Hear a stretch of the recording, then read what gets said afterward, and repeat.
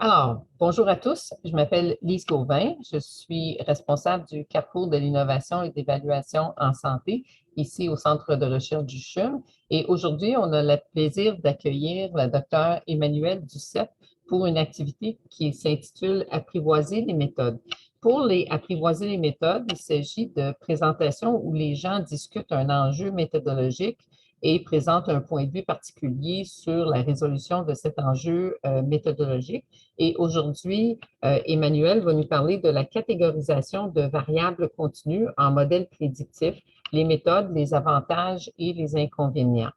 Pour les personnes qui ne connaîtraient pas Emmanuel, elle est spécialiste en médecine interne ici au CHUM et elle est aussi chercheuse régulière au Carrefour de l'innovation du Centre de recherche du CHUM et professeure adjointe de clinique au département de médecine de la Faculté de médecine de l'Université de Montréal.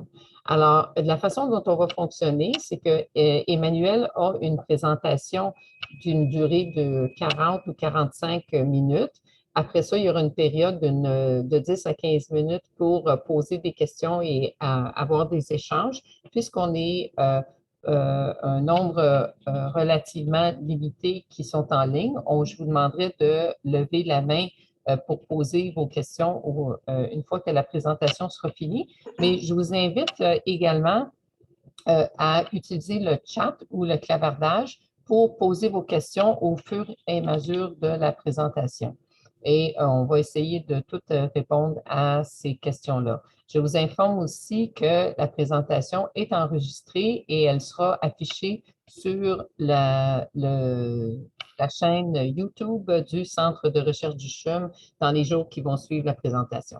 Alors, sans plus tarder, Emmanuel, je vais t'inviter à partager ton écran et débuter ta présentation. Bienvenue et on a bien hâte de t'entendre. Merci beaucoup pour cette belle introduction. Alors, je vais partir.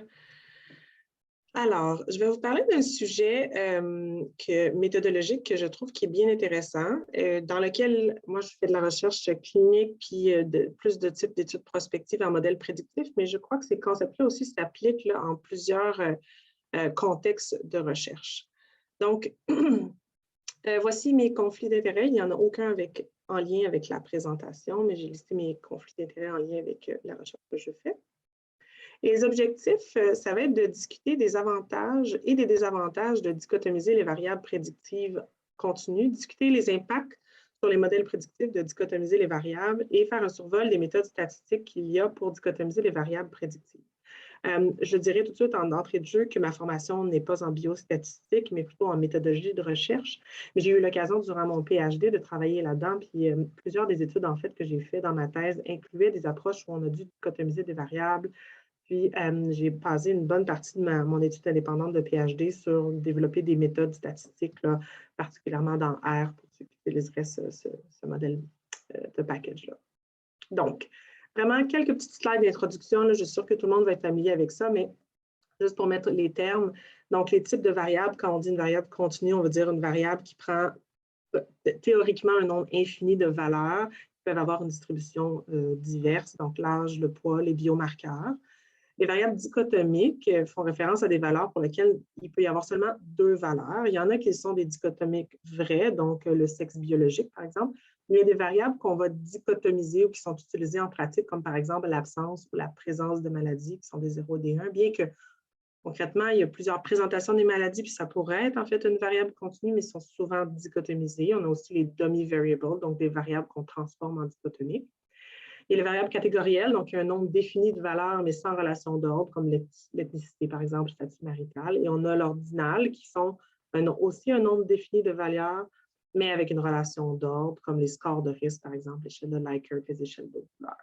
Donc ici, on va plutôt parler de prendre une variable qui est continue, donc il y a techniquement un nombre infini de possibilités, et qu'on va dichotomiser ou catégoriser dans une forme généralement ordinale où il va y avoir une relation d'ordre.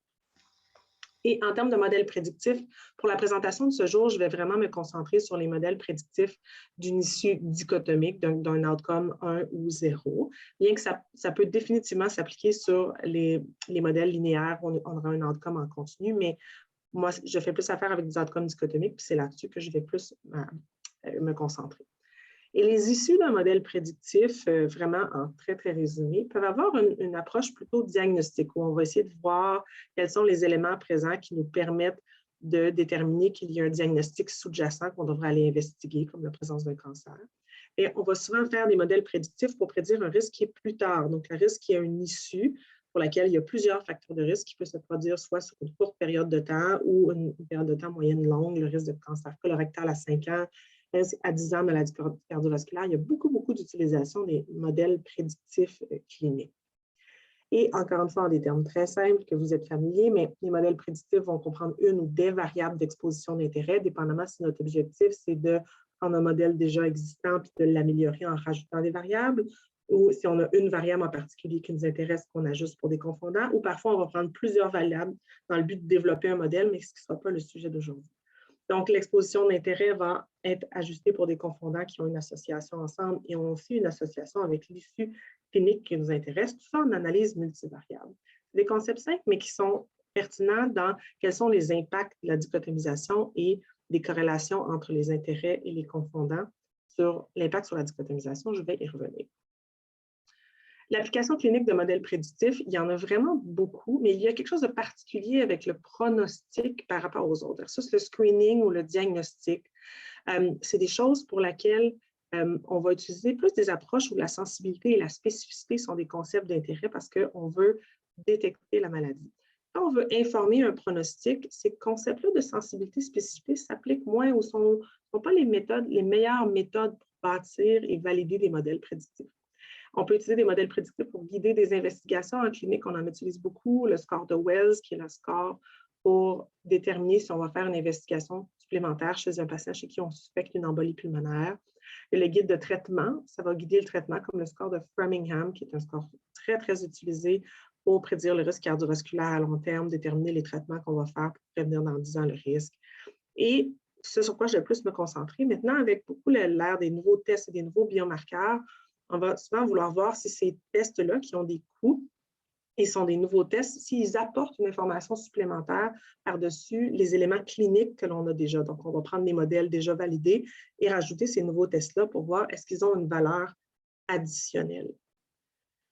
Et donc, je vais utiliser un exemple que j'ai fait dans mon PhD où je fais surtout de la recherche sur les complications médicales de patients qui ont eu une chirurgie. Et spécifiquement, cette étude-là était pour la prédiction de risque de complications cardiaques après des chirurgies majeures non cardiaques. Donc, le modèle de prédiction clinique qui est le plus validé, c'est le Revised Cardiac Risk Index. Ça fait très longtemps que ça a été publié et extensivement validé. Et c'est un score qui comprend juste des antécédents médicaux et le risque en lien avec la chirurgie. Mais dans les très nombreuses validations externes qu'il y a eu de ce risque-là, il y a toujours une discrimination seulement modérée. Il y a d'autres scores de risque qui ont été développés, mais ils sont plus compliqués, nécessitent un ordinateur et ont beaucoup moins d'uptake clinique parce que le RCRI, même s'il demeure imparfait, demeure simple d'utilisation. Alors, la question était, est-ce qu'on peut rajouter un biomarqueur simple, un biomarqueur cardiaque, soit le NT-proBNP, à ce score de risque clinique pour en améliorer la prédiction du risque. Donc, le NT-proBNP, c'est quelque chose qui se mesure dans le sang et qui va aller entre moins que 10 et plus grand que 20 000. Alors, on voit tout de suite là, un enjeu d'application clinique qui est que 10, 11, 12, 13, 14 jusqu'à 20 000, comment on fait pour intégrer ça en clinique? Donc, et l'autre chose à savoir, c'est qu'on pourrait dire, bien, on va utiliser un calculateur en ligne où on rentre la valeur. Mais ça implique que la relation de risque est linéaire, ce qui est rarement le cas. C'est-à-dire, on va dire, pour chaque augmentation de 100 nanogrammes par ml de NT-proBNP, on a une augmentation de 1,1 de hazard ratio. C'est quelque chose qui n'est pas utilisable en clinique, 1. Et 2, qui est rarement le cas. Les relations ont plutôt tendance à être exponentielles où, à un moment donné, il y a une augmentation de risque avec les biomarqueurs. Et les transformations qu'on pourrait faire, comme la log transformation, rend ça encore plus difficile d'interprétation et d'utilisation en pratique. Si on propose ça aux cliniciens, c'est sûr que ça ne sera jamais appliqué. Donc, on voit c'est quoi les avantages de la dichotomisation ou la catégorisation de variables continues. C'est la simplicité d'interprétation des résultats. Si on regarde l'hypertension artérielle, c'est quelque chose qui est dichotomique, mais en réalité, la pression systolique et diastolique, c'est une variable qui est continue. Mais de dire, si on a de l'HTA, on augmente de 2,5 le risque d'infarctus versus de 1,1 pour chaque augmentation de 10. mais on voit tout de suite que la première est plus intuitive et applicable que la deuxième. Et si on prend les dédimères, par exemple, c'est pour voir est-ce qu'on suspecte une embolie pulmonaire, puis pour poser un diagnostic et faire des tests supplémentaires. Bien, il y a le threshold de 500 qui a été proposé, ou pour la dyslipidémie, les LDL à 5. C'est des choses qui sont appliquées en clinique, mais qui en fait représentent une dichotomisation d'une variable continue, donc c'est très fréquent. Parce que ça facilite l'adoption, ça permet de vraiment faire une action clinique sur celle-ci. Et certains auteurs, il n'y en a pas tant que ça, mais qui avancent que la dichotomisation, en fait, c'est une approche plus conservatrice. Par contre, il y a beaucoup de désavantages à la dichotomisation et ce sont des désavantages ou plutôt des enjeux statistiques et méthodologiques qui sont importants et qui sont vraiment l'enjeu du débat et pourquoi il y a beaucoup, comme je disais avant qu'on commence, beaucoup de littérature dans des journaux de biostatistique qui disent que la dichotomisation de variables continues en modèle prédictif, c'est une mauvaise idée. Pourquoi? Le premier enjeu, c'est la perte de puissance statistique. Donc, il y a des études qui ont démontré que pour une variable qui est normalement distribuée, si on la divise à la médiane, on a une efficacité asymptotique qui est réduite jusqu'à 65 %. Ça équivaut à peu près perdre le tiers de nos données en termes de puissance statistique. Et pour une variable qui serait exponentiellement distribuée, l'efficacité asymptotique tombe à 48 %. Donc, c'est comme si on venait de perdre, juste en faisant une coupure dans une variable, presque 50 % de nos données. Ce n'est pas banal en termes de puissance statistique. Puis l'autre chose, c'est que si la relation de risque entre le prédicteur continu et l'issue est linéaire, si on coupe en deux ces prédicteurs-là, en fait, s'il est linéaire, on devrait se demander si on devrait faire une dichotomisation parce que c'est clair qu'on va sous-estimer la variation du risque si c'est continu puis qu'on le coupe juste en deux. Et si la relation entre le prédicteur et l'issue est non linéaire, donc dépendamment où on coupe, on peut faire la dichotomisation peut mener à une sous-estimation ou à une surestimation du risque. Et on peut le voir, en fait, aussi, ça donne des estimés de risque qui sont non réalistes, particulièrement pour les gens qui sont très proches de la borne. Donc, si on prend, par exemple, tout le range d'âge de 0 à 100 ans, puis on dichotomise à 65 ans, puis on regarde la mortalité, bien, on aurait, à l'âge de 64 ans, un risque de 2 % et à 65 ans, un risque de 26 %. Intuitivement, on sait tout de suite que ça ne fait pas de sens. C'est les très jeunes qui tirent vers le bas la moyenne et les très âgés qui tirent la moyenne vers le haut. Et les patients très proches de la borne vont avoir des estimés qui ne font pas de sens. Et ça, c'est un des gros enjeux de la dichotomisation des variables continues. Et ça peut mener à une inflation de l'erreur de type 1. Et ça, c'est le plus gros enjeu, c'est-à-dire de trouver une association qui n'existe en réalité pas. Donc, si on prend un facteur de risque, donc notre exposition d'intérêt, qui est associé à l'issue uniquement par son association avec un confondant. Donc, j'ai remis le graphique que j'avais mis, mais j'ai enlevé la ligne. Il n'y a pas d'association entre l'intérêt et l'issue clinique. Un exemple un peu bête, ce serait de dire on prend une maladie qui est fortement associée au sexe féminin, être une femme. Et on rajouterait dans le modèle la longueur des jupes.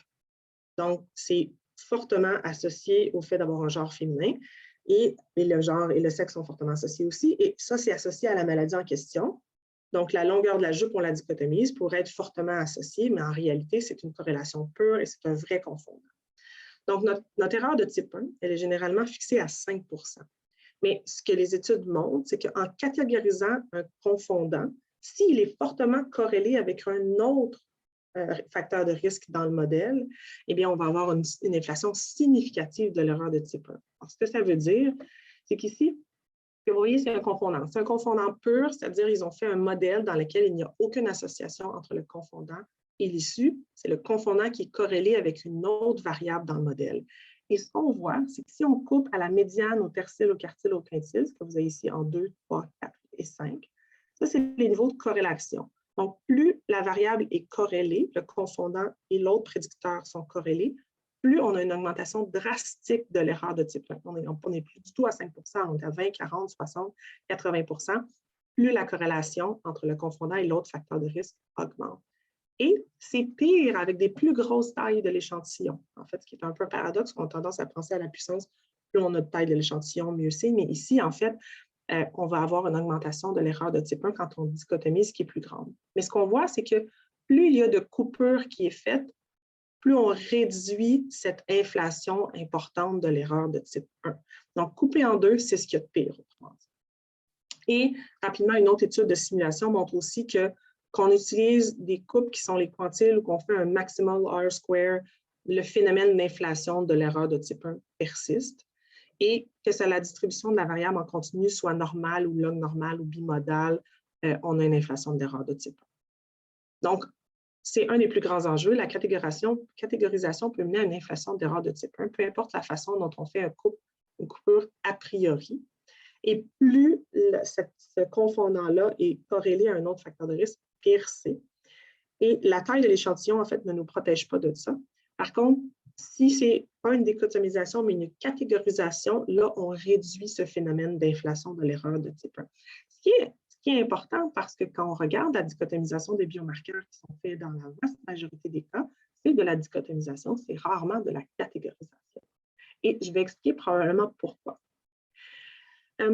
Donc, une autre chose qui mène à une inflation de l'erreur de type 1, c'est que dans les méthodes qui ont été proposées pour éviter de faire des coupes a priori, donc éviter de dire, bon, on coupe à la médiane puis on le met dans le modèle, c'est plutôt d'utiliser des approches statistiques pour déterminer c'est quoi les meilleurs points où couper. C'est des méthodes de optimal cut point, donc je vais présenter dans une minute. Mais le problème avec ça, c'est que comme on cherche un threshold, bien, on fait nécessairement des analyses répétées. Et donc, on a une inflation de la valeur P qui se produit de par le phénomène d'analyse répétée. Et les études en simulation ont montré que si on analyse 80 à 90 % des variables possibles, si on prenait la longueur de la jupe, là, il n'y a aucune association réelle avec l'issue qui est en fait corrélée et associée avec le fait d'être une femme, bien, 40 % du temps, on aurait une valeur qui aurait l'air statistiquement significativement associée, alors qu'elle n'a concrètement aucune association clinique. Donc, on a une inflation de l'erreur de type 1 jusqu'à 40 %. C'est ce qu'on voit ici. En fait, c'est que si on utilise 0,05, qui est ici au milieu, on voit que c'est 40 % d'augmentation. Et quand on ajuste, un certain ajustement de la valeur P qui est fait ici, donc par exemple 0,01, bien là, on tombe à une inflation qui est quand même significative. Là, on est à 10 % et pas 5 %, mais qui est moindre quand on a un ajustement de la valeur P. Et ce qu'on voit, c'est que la taille de l'échantillon ne change pas grand-chose. C'est des petites tailles de l'échantillon, mais en fait, ce phénomène-là n'est pas tant lié à la taille de l'échantillon. Donc, que faire? Donc, la dichotomisation, comme je l'ai mentionné initialement, est souhaitable dans l'utilisation clinique, particulièrement pour développer des critères diagnostiques. On a besoin à un moment donné de dire c'est quoi le chiffre qu'il faut traiter, qu'il faut investiguer. Tout ne peut pas être un continu quand il faut agir. Sauf que comment on fait pour couper? Et c'est encore pire en pronostic parce que, encore une fois, le concept sensibilité, spécificité, on n'est pas dans la maladie est là, oui, non, le facteur le dit, oui, non, on est dans une prédiction future. C'est encore un peu plus compliqué. Ce qu'on sait, c'est qu'il ne faut pas dichotomiser à la médiane ou au quartile et il ne faut pas dichotomiser a priori. L'étape essentielle numéro 1, c'est de démontrer l'association entre notre variable d'intérêt dans sa forme continue et l'issue avant d'entreprendre ensuite une certaine forme de catégorisation. Et il faut ensuite tenir en compte l'inflation de l'erreur de type 1 puis de la valeur P avec les tests multiples.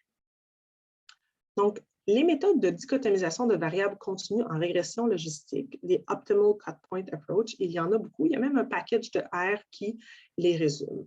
Je ne parlerai pas de toutes, je vais en parler d'une en particulier, mais il y en a plusieurs. Le Cost-Benefit Analysis, qui peut être une analyse de coût monétaire, mais qui peut être aussi une analyse de bénéfice d'une intervention versus le risque.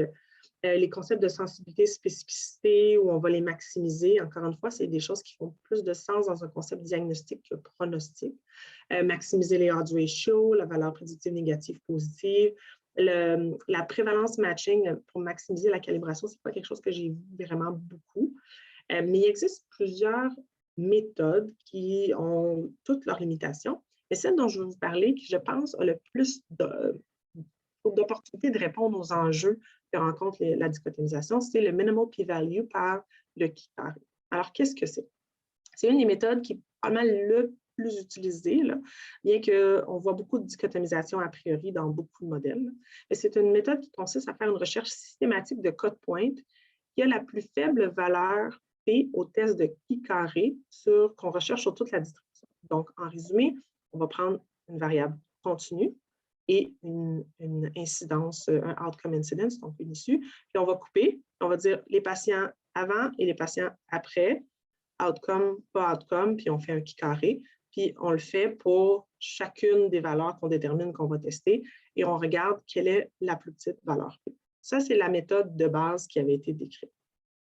Elle a été décrite dans les années 80, surtout dans un contexte de cancer du sein. Il y a plusieurs peaufinements, si on veut, ou améliorations de cette méthode-là qui demeurent quand même assez simples quand on fait juste des carrés comme ça. Donc, ça a été publié dans 2 publications dans Stats and Medicine. C'est Mazumdar et co-auteurs qui ont proposé ça, la première et la deuxième. Et c'est la deuxième qui est intéressante et qui l'amène où ils ont proposé cette méthode-là dans un contexte multivariable. Parce que si notre but, c'est de créer un modèle multivariable, mais ça fait du sens que si on cherche quel est le meilleur endroit où couper notre variable continue, on devrait le rechercher en contexte multivariable. Donc, l'étape 1 de cette méthode-là, ça reste la même. On détermine l'association entre notre prédicteur en continu et l'issue, qu'on peut faire en méthode de régression multiple, soit logistique ou Cox proportional, et il décrit la méthode pour le faire avec les deux. Et on l'ajuste pour nos autres prédicteurs qu'on a l'intention de mettre dans notre modèle à la fin. Ensuite, il propose de tracer un graphique de la relation entre notre prédicteur en continu et les issues afin de détecter s'il y a des endroits où il y a des codes points apparents. Et ça fait du sens et ça nous permet de ne pas tester à des endroits où ça ne sert à rien. Et il y a plusieurs façons de le faire là, qui sont décrites dans la publication pour des scatterplots, des Lewis smoothing plots. Mais le fait est que, par exemple, il n'y aurait pas vraiment d'intérêt à chercher ici, à chacune des unités de notre variable, parce que c'est clairement pas là qu'il y a une variation du risque qui commence. Elle commence ici. Donc, on va faire un censoring des données vers le bas pour ne pas faire de recherche de code point. Donc, on diminue le nombre de tests qu'on a besoin de faire. Et dans certains contextes cliniques, c'est aussi approprié de censurer vers le haut.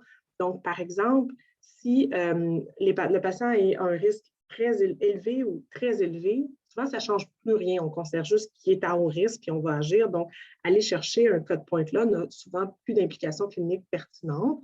Ou même, certains biomarqueurs vont avoir un concept de up-régulation à un moment donné qui n'existe plus, comme la TSH. Une TSH à 80 ou à 120 ou à 150, c'est juste haut, c'est juste anormal. Ça n'a plus de valeur par rapport à la maladie. Donc, certains contextes cliniques font l'approprié de censurer vers le haut. Donc, ça fait du sens, on diminue le nombre d'itérations qu'on a besoin de faire pour chercher notre code point. Ensuite, on fait le test de Kitare, mais on le fait en modèle multivariable, où là, on va aller chercher quel est l'endroit où on coupe, qui a la plus petite valeur P. Et il propose des méthodes pour corriger notre valeur P, dépendamment le nombre de tests qu'on va faire. Je vous ai copié là, les formules, là, mais ce sont des formules pour de la dichotomisation. Je vais vous parler d'une modification qu'on en a fait pour rechercher plus qu'une variable. Donc, on va faire de la catégorisation, mais ces calculs-là ne sont pas validés. Ça, c'est vraiment quand on dichotomise. Donc, une fois qu'on a fait ça, on a démontré l'association continue. On a regardé s'il y avait un endroit où on voulait chercher plus spécifiquement. On a fait notre Kitare à chaque endroit et on a corrigé notre valeur P. Il suggère aussi, selon le contexte clinique, de déterminer quelle est l'augmentation du risque relatif ou absolu qui serait pertinente. Donc, par exemple, on pourrait trouver un code point qui nous fait une valeur P à 0,0001, mais le risque en dessous, c'est un hazard ratio à 1,5, puis en haut, c'est 1,6. Mais c'est statistiquement significatif, bien, ça ne représenterait probablement pas une discrimination du risque qui serait cliniquement pertinente. Donc, il propose d'y intégrer un concept de quelle est la valeur minimale importante en absolu ou en relatif pour aussi choisir notre cutoff.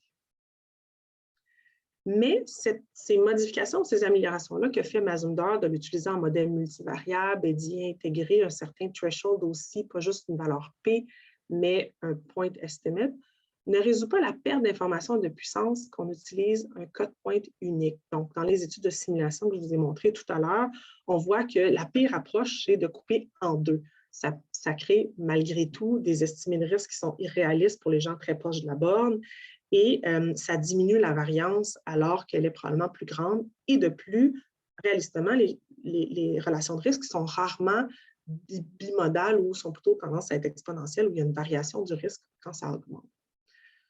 Donc, à McMaster, il y a des biostatisticiens qui ont élaboré une méthode sur laquelle j'ai travaillé aussi pour pousser un peu plus loin cette approche-là de minimal p-value.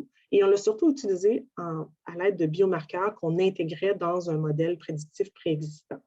Donc, la première étape est la même. On détermine l'association avec la variable en continu.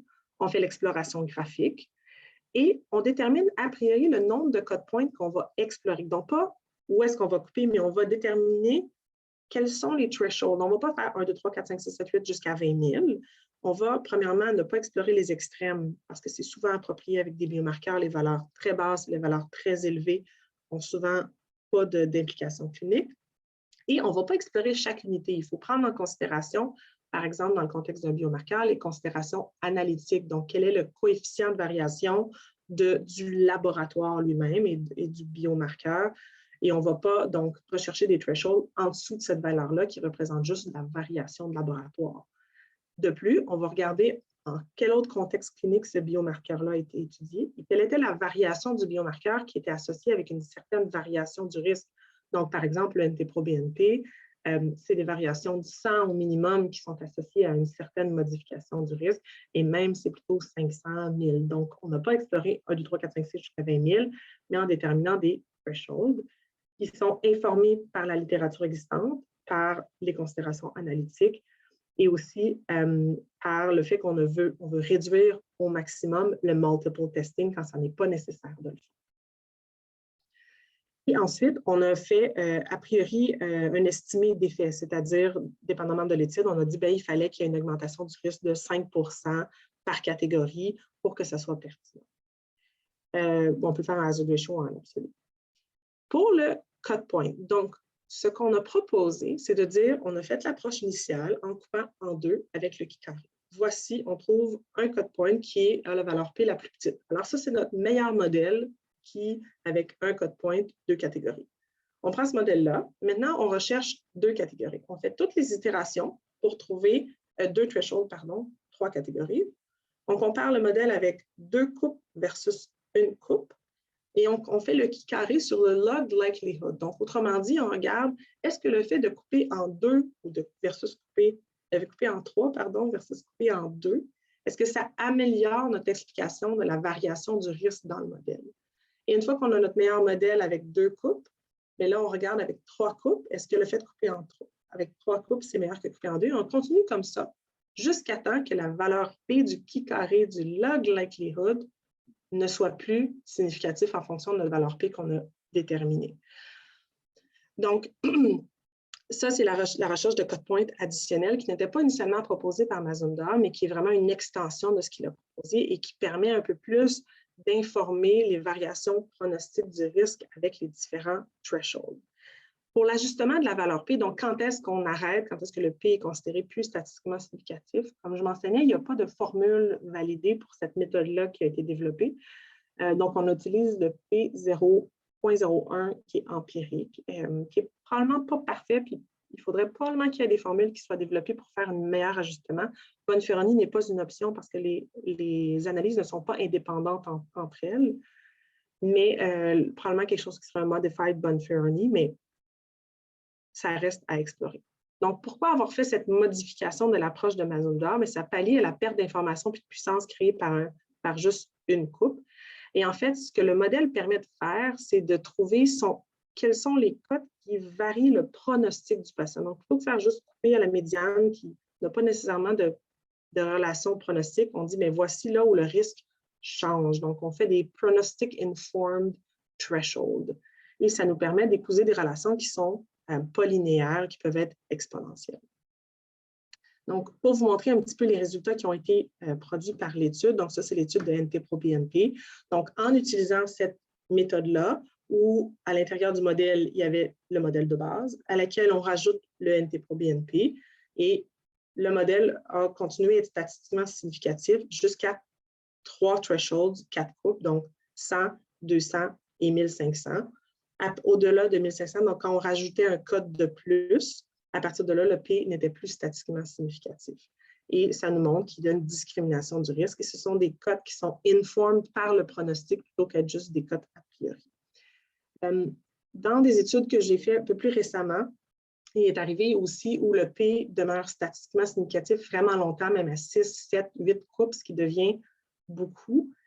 Et Là, on peut choisir la métrique qu'on veut, mais j'ai proposé de rajouter que quand la valeur, le C statistique, donc la statistique C, après, par exemple, 4 coupes, la statistique C commençait à descendre. Donc, on a continué à avoir une amélioration du log likelihood, mais on diminuait notre discrimination. Donc, on a arrêté à 4. Donc, c'est une méthode qui est intéressante, mais comme vous pouvez voir, qui est en développement et qui bénéficierait aussi de continuer à être développée. Mais donc, en conclusion, d'un point de vue statistique, oui, c'est toujours mieux de garder une variable prédictive dans sa forme continue, mais dans certains contextes cliniques, ça requiert l'utilisation d'un code point. Puis l'utilisation de code point empirique, ça, on sait que c'est à éviter. On devrait toujours commencer par déterminer l'association dans sa forme continue. Il y a plusieurs méthodes ensuite qui sont décrites pour rechercher les codes points. Donc, on devrait favoriser ces méthodes où on cherche le meilleur threshold au sein de la population plutôt que de juste faire des codes points qui sont empiriques. Et en modèle prédictif pour un issue dichotomique, le minimal p-value approach est probablement une des plus validées, une des études de simulation sur celle-ci, puis je pense que c'est celle qui est la plus agile et surtout qui permet de rechercher plus que juste un threshold. On s'est coupé en deux, c'est pas l'idéal, puis c'est là où on a le plus de pertes d'informations, puis le plus de pertes de puissance et aussi les estimer les moins réalistes en termes d'estimation. Ça, j'ai déjà mentionné. Et ça demeure un champ en évolution et ça demeure un champ très débattu, là, comme je disais, si vous suivez là, les grands qui ont écrit les tripod statements, qui ont fait les packages de R là, à Vanderbilt et à Oxford. Il n'y a pas, je pense, une semaine qu'il n'y a pas un tweet sur pourquoi c'est mauvais de faire de la dichotomania qu'ils appellent.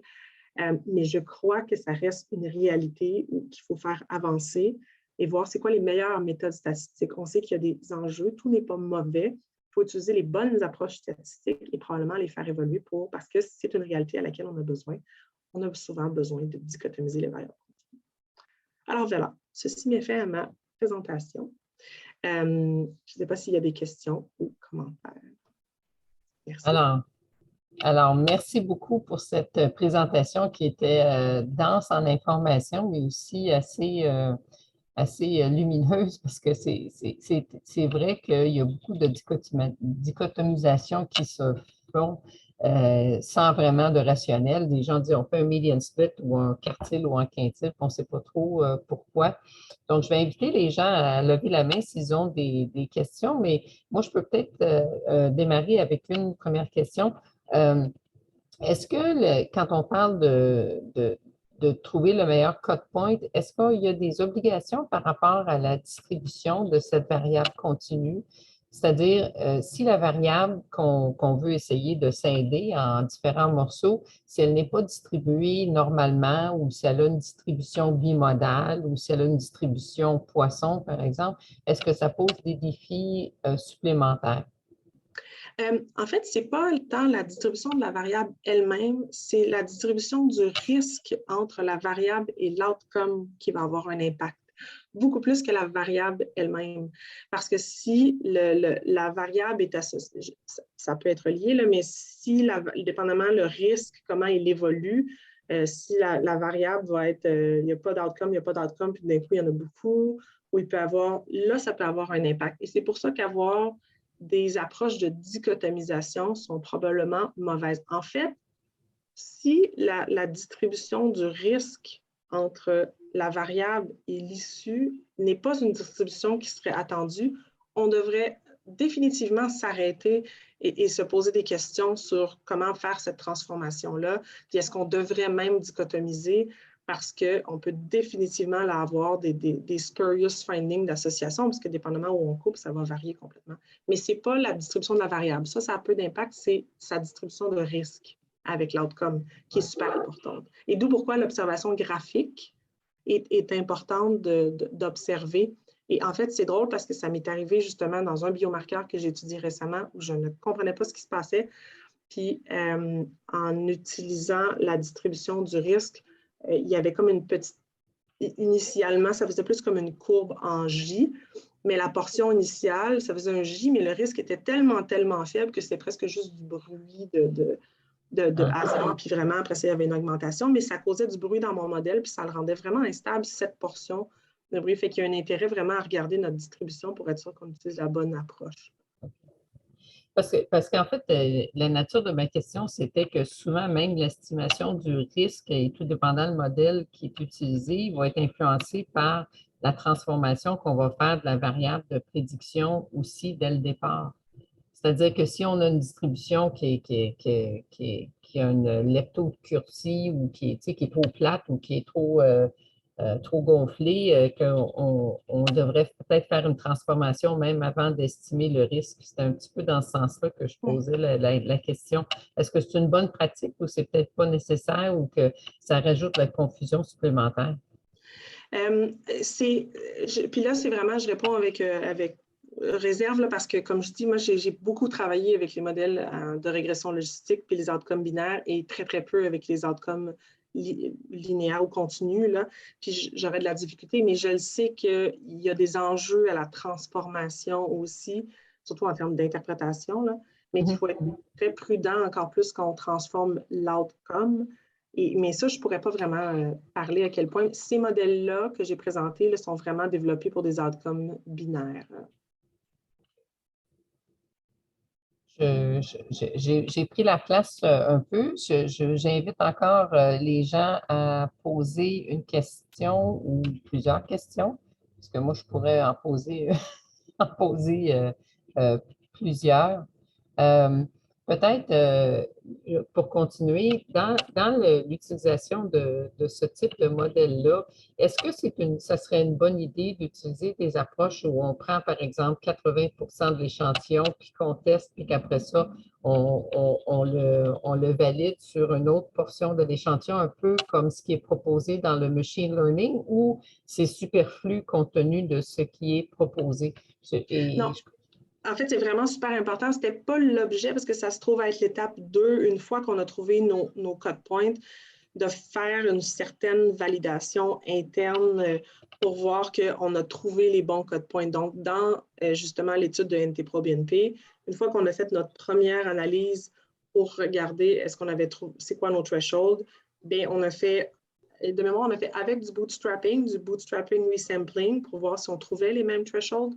Et on a aussi fait du split sample pour voir pas du random, mais du split sample sur le temps, je crois, pour voir si, encore une fois, on trouvait les mêmes thresholds.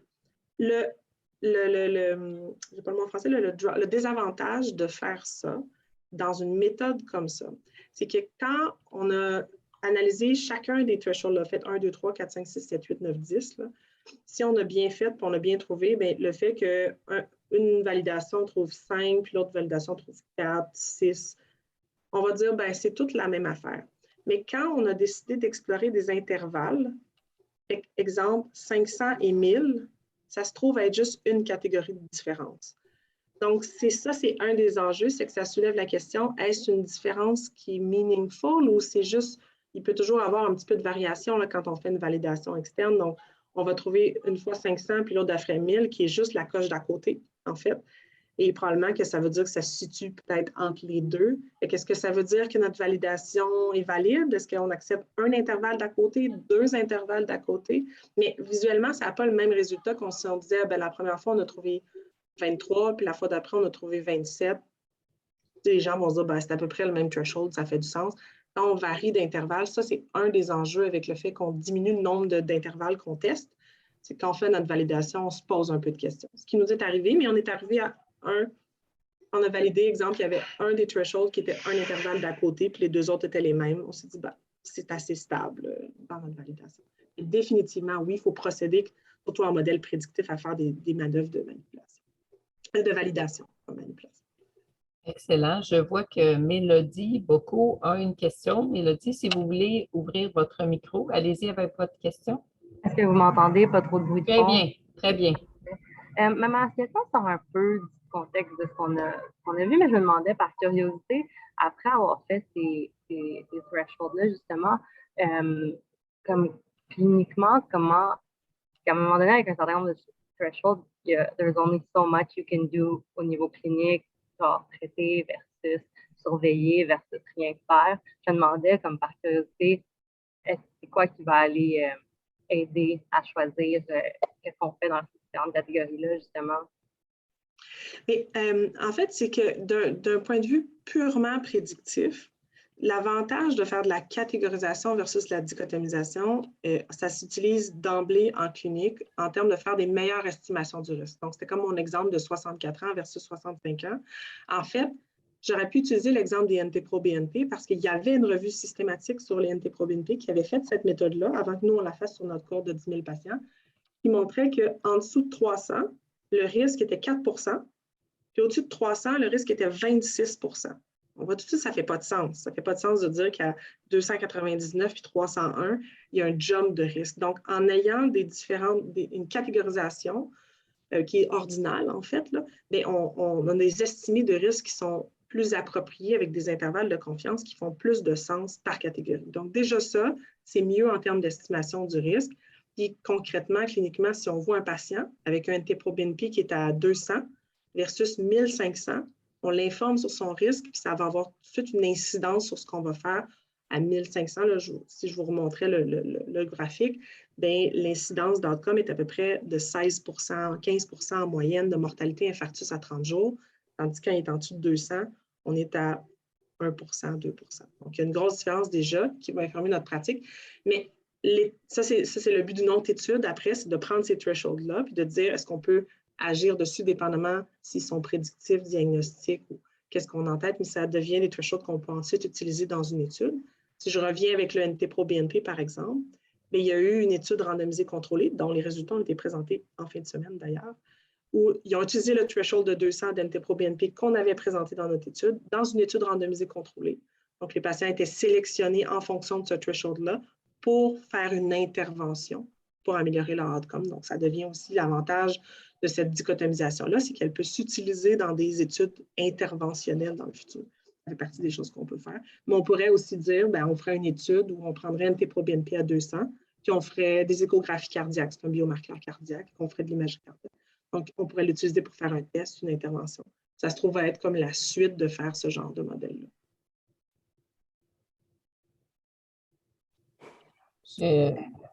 Alizé, est-ce que vous avez un suivi, Mélodie? Une question de suivi? Vous m'entendez? Oui. J'ai des problèmes des fois avec mon micro, je m'excuse. C'est ça, fait que dans le fond, ça, je me demandais un peu, je me suis dit, fait que la première étape de se rendre jusqu'à une catégorisation, ce serait dans une étude, et les étapes subséquentes, ce serait dans d'autres études subséquentes, c'est ça? C'est ça, puis ça dépend vraiment de pourquoi. Il y a tellement de modèles prédictifs, comme je l'ai présenté au début. Les modèles prédictifs sont partout dans ce qu'on fait en clinique et même les gens, on peut perdre un peu cette perspective-là que c'est rarement 100%. Rarement les thresholds qui sont proposés, c'est oui ou non. C'est en fait souvent dérivé de modèles prédictifs, mais où la prédiction du risque devient suffisamment grande qu'on considère que c'est un diagnostic jusqu'à preuve du contraire. Mais concrètement, les modèles prédictifs sont omniprésents dans ce qu'on fait. Puis c'est ce qui informe la majorité des dichotomisations qu'on voit, bien que certains pourraient dire qu'on utilise le 99e percentile, ce qui est probablement mauvais là, de façon d'utiliser les thresholds, mais on ne rentrera pas là-dedans. Mais certains diront que si on est pour couper un biomarqueur, on serait beaucoup mieux de faire un prognostic informed, là, ce que je viens de vous montrer, pour trouver une valeur dans la population dans laquelle on veut l'appliquer, que d'utiliser juste une déviation de la population normale hors du contexte clinique, ce qui est la majorité des valeurs normales qu'on voit dans les laboratoires. C'est la compagnie qui prend un sample d'échantillons de généralement jeunes hommes et femmes entre 20 et 30 ans. Là. Ils vont mesurer le biomarqueur, puis ils vont dire, le 89e ou 95e percentile, au-delà de ça, est considéré anormal, mais c'est souvent étudié hors de son contexte clinique. Et c'est pour ça que de plus en plus, on voit ce genre d'études-là qui utilisent des méthodes où on va plutôt aller chercher le pronostic qui est pertinent dans la population. Je reviens avec le NT-proBNP. En insuffisance cardiaque, c'est un autre concept. Les thresholds sont beaucoup plus hauts. Le cœur est très, très, très malade versus en hypertension artérielle. Le NT-proBNP peut monter, mais là, des petites variations sont différentes. Donc, selon le contexte clinique, le biomarqueur va varier. Et c'est pour ça que j'utilise juste le product insert là, que la compagnie donne, qui est le 99e percentile. C'est probablement pas le bon threshold à utiliser dans bien des contextes cliniques.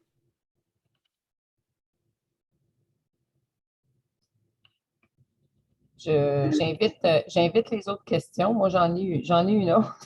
Je peux continuer à en poser s'il n'y a personne d'autre qui a une question.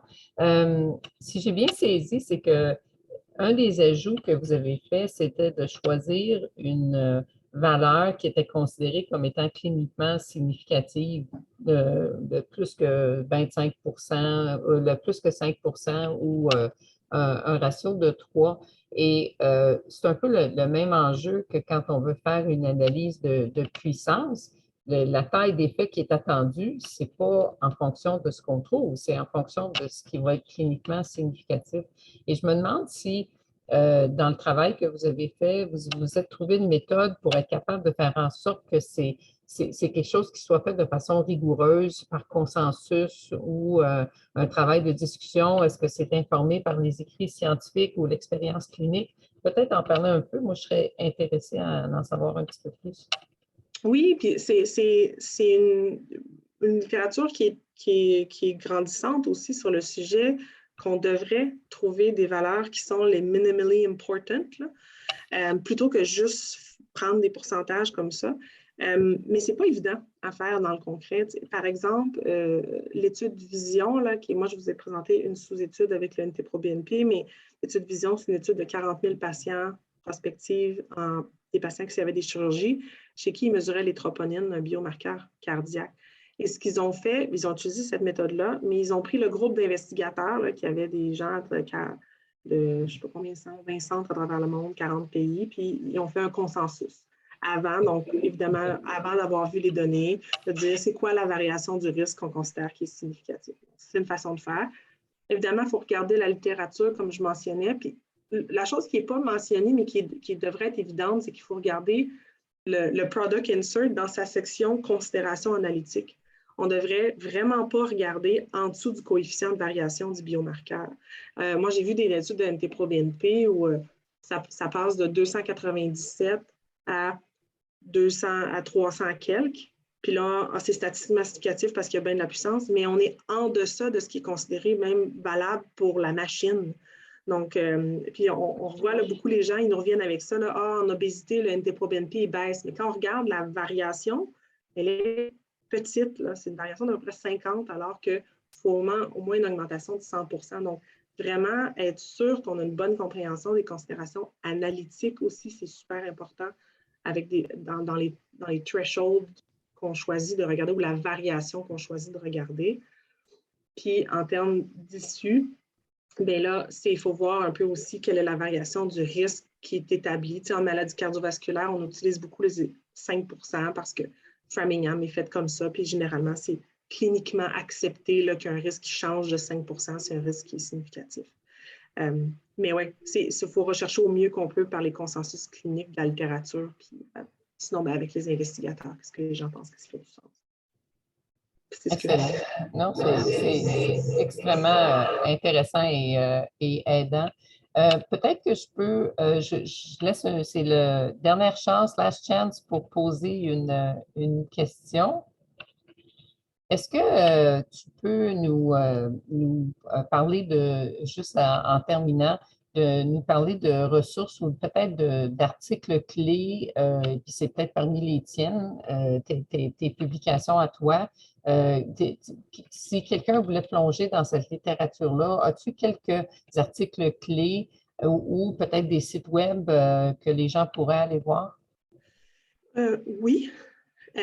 Pour les non-biostatisticiens, ces articles-là sont vraiment, tu sais, ma présentation, j'essaie de la simplifier au maximum, puis ça m'a pris plusieurs années à arriver à quelque chose d'une façon expliquée simple, ces méthodes statistiques, puis toutes les formules compliquées. Mais les publications de Mazumdar, les deux que j'ai mis, c'est assez compréhensif. Là, il va vraiment démontrer les étapes de comment développer un modèle. Là. Je trouve que ceux-là sont très aidantes. Il y a les packages de R, qui sont en ligne. Là. Il y en a un qui s'appelle Optimal Cut Point. Ils font toujours une petite introduction de chacune des méthodes. Donc, lui, je le trouve aussi aidant. Et sinon, dans les références que j'ai mis dans mes présentations, c'est des bons papiers qui expliquent pourquoi il faut faire attention. C'est des études de simulation où la section de simulation est assez lourde, là, mais leurs conclusions sont assez limpides. Là. On voit vraiment pourquoi il faut faire attention, puis c'est quoi l'impact. Fait que Altman a pu beaucoup publier là-dessus, Stugerberg, qui sont des grands là, de ces modèles-là. Puis le tripod statement, c'est un peu à côté, mais si vous l'avez, si je le conseille de le lire, là, c'est un peu les recommandations sur comment développer des modèles prédictifs. Il ne parle pas trop de la dichotomisation, mais il parle un peu des processus de validation, je pense qu'il est un incontournable quand on fait du modèle prédictif. Ce serait les méthodes. Si vous êtes intéressé par la méthode que nous, on a fait, ça serait le papier de NT-proBNP que je vous recommanderais, là, qui a été publié dans Annals of Internal Medicine, qui est aussi en référence dans mes slides. Dans les suppléments, ça faisait partie de ma thèse, là, fait que je me suis amusée à mettre plus sur le détail de l'approche statistique. Donc, c'est décrit un petit peu plus dans les suppléments si ça vous intéresse de comprendre un peu plus la méthode, comment on a fait. Puis si un jour ça vous intéresse de le faire, puis que vous utilisez R, là, moi je n'utilise pas d'autre que R, fait toujours plaisir de partager mes codes. Je sais pas si sont clairs, mais sont simples. Là. Je ne fais pas du code de haute voltige, mais quand même, j'ai des codes qu'on pourrait appliquer ces méthodes-là si ça vous intéresse. Excellent. Merci beaucoup. Il y a une question dans le chat à l'effet que est-ce que la présentation PowerPoint va être disponible ou c'est plutôt par l'enregistrement que les gens pourront se procurer les références? Peut-être, je pense que les gens, quand la présentation sera sur le canal YouTube du Centre de recherche, vous pouvez arrêter, avancer et reculer la présentation. C'est peut-être la façon la plus efficace, à moins que tu me dises le contraire, Emmanuel. Moi, ça me fait plaisir de partager ma présentation là, si vous êtes intéressé ou écrivez-moi. Je peux vous envoyer les articles eux-mêmes aussi. Là, ça va me faire plaisir si c'est un sujet qui vous intéresse. Puis il y en a d'autres que je n'ai pas mis dans mes slides. C'est des bons articles de pourquoi on devrait faire attention. Excellent. Donc, peut-être Jennifer, il y a Jennifer et Suzanne qui semblent montrer de l'intérêt. Donc, écrivez un petit mot, Suzanne et Suzanne et Jennifer à Rachel Bouchard. Rachel Bouchard là, qui vous a envoyé le lien Zoom et elle fera le lien pour éviter que tu aies une avalanche de courrier, Emmanuel. Donc, Jennifer et Suzanne, s'il vous plaît, écrire à Rachel. Donc, Suzanne et Jennifer. Parfait. Alors, dernière chance pour une des questions. Je pense qu'on arrive à 12h55, donc probablement que les gens ont d'autres activités à 13h. Donc, il me reste le très grand plaisir de te dire merci, merci beaucoup. Et ça a été une présentation qui était extrêmement claire sur un enjeu qui est important avec lesquels nous faisons tous face. Alors, merci beaucoup d'avoir partagé ton expertise, puis au plaisir de vous voir prochainement, soit à un protocole en émergence ou à un autre événement apprivoiser les méthodes. Merci beaucoup. Merci. Ce que je ferai, c'est que je ferai peut-être juste un reply au courriel de Rachel qui donnait le Zoom. Là. Je pourrais envoyer ma présentation, puis quelques petits articles, puis vous pourrez garder le email ou le déliter à votre guise. Excellent. Merci beaucoup. Très généreux. Merci à tous.